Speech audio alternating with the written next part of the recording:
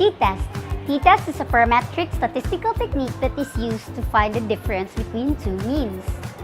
In performing the t-test, there are statistic values that needs to be computed first. First is the mean, second is the variance, third is the standard deviation. The mean refers to the total average score of the given set of values. It is obtained by getting the sum of all scores divided by the total number of values. Next is the variance, refers to how spread the values across the data set. It will help you to find out how close the data is to the mean or not.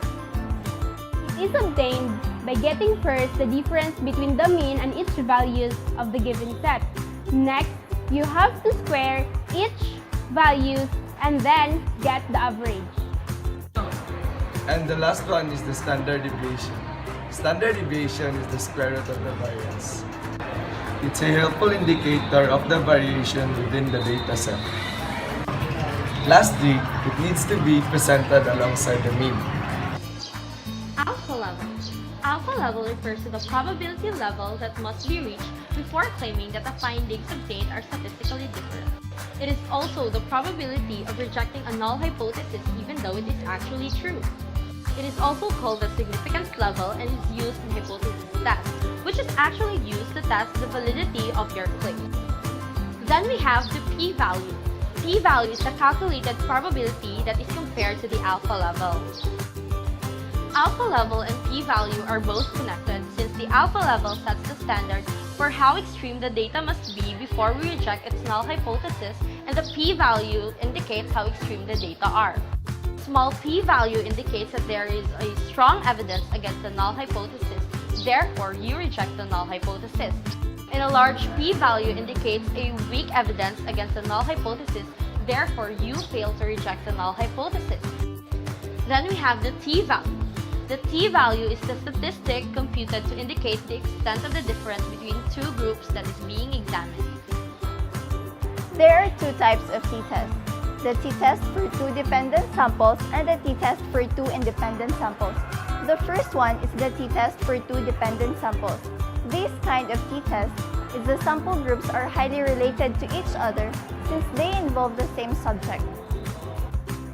The formula for t-test for two dependent samples is t is equals to mean of the sample minus mean of the population over standard deviation of the sample over square root of sample size. The second type of t-test is the t-test for two independent samples. It tests the difference between data sets from the two different groups, such as in the case of control and treatment groups.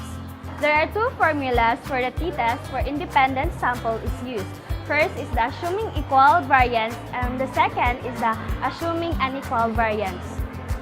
Note that gold standard variation refers to the weighted average of the standard deviation for the individual groups.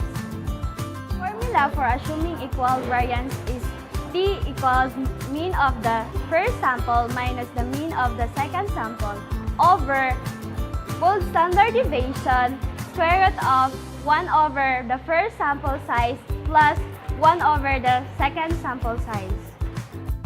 Hi everyone! Today, I'm going to show you how to use a software called Minitab in finding the t-test of the given example. Here's the step-by-step process. So, hi guys! Today I'm going to teach you how to find the t-test result of the given example. This will be the worksheet right here, the columns and the rows, and we'll be putting the label of the given data over here. So, this will be where you'll find the results of your data. Next would be inputting the labels of your given data, older adults and younger adults. So, input the data given, press on Stat, Basic Statistics, and the two sample t-test. Click on Samples in different columns, and then for the first column, click C1, for the second column, click C2, assume equal variances, and here are the results. That's all.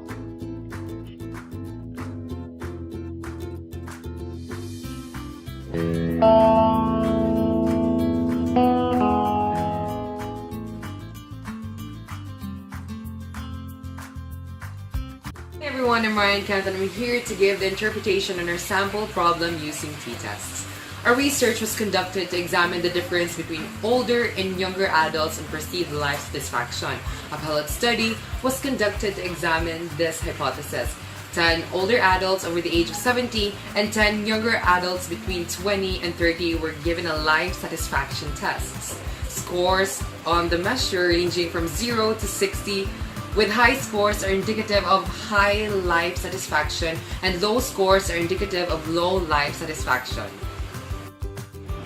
Our interpretation, older adults in this sample have significantly higher life satisfaction compared with the younger ones because as computed, our t-value is equal to 4.26 and our p-value is lesser than 0.001, which is our alpha level. And because this is a quasi-experiment, we cannot make any statements concerning with the cause of the difference.